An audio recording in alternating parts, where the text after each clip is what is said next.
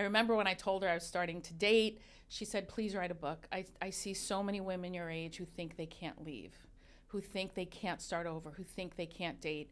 And when I tell you, have dated so much that one of my friends, actually one of the guys I date, he sent me it might have been a TikTok about Cougar puberty. I said, oh my God, that's so me. Like, literally, because I didn't date that way when I was in my 20s. I mean, maybe I had a couple of boyfriends before I got married, but then, so when I tell you, I discovered the Center for Sex Positive Culture in Seattle, and so I joined.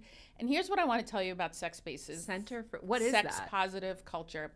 It is so there are classes you could join online, and it's based in Seattle, and they have parties, and some of them are kink based, some of them are rope. You can get tied up and learn how to tie. You can, there's hypnosis. You could take sex hypnosis or erotic. They don't call it sex hypnosis. They call it erotic hypnosis. So it is a sex positive space that is deeply progressive. And what I love about sex positive spaces is it's consent culture.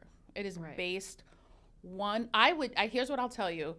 And I don't usually go to bars, that's not my thing, but if I went to bars, I would never go home with a human that I met at a bar, because it is not premised on consent culture the way places that are intentionally sex positive and sex progressive, they are consent culture based, and that is something that is missing from the general population. So one of the great things about Unitarian Universalism is we have a program called Our Whole Lives, and it is a program that is lifespan, but you could take it at different ages, and they're all age appropriate. And there's an older adult one for over 50. And you're learning things that, especially if you didn't have, we're a very sexually unhealthy society, that's pretty global. I mean,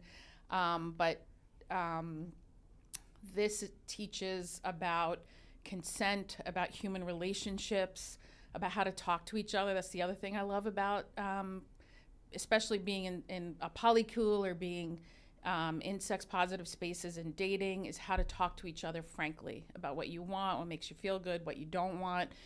And, when through my dating life, and it's been 5 years now, I date men and they're like, wow, you're so expressive and you tell me what you want. I love that. I'm like, yeah, you should too.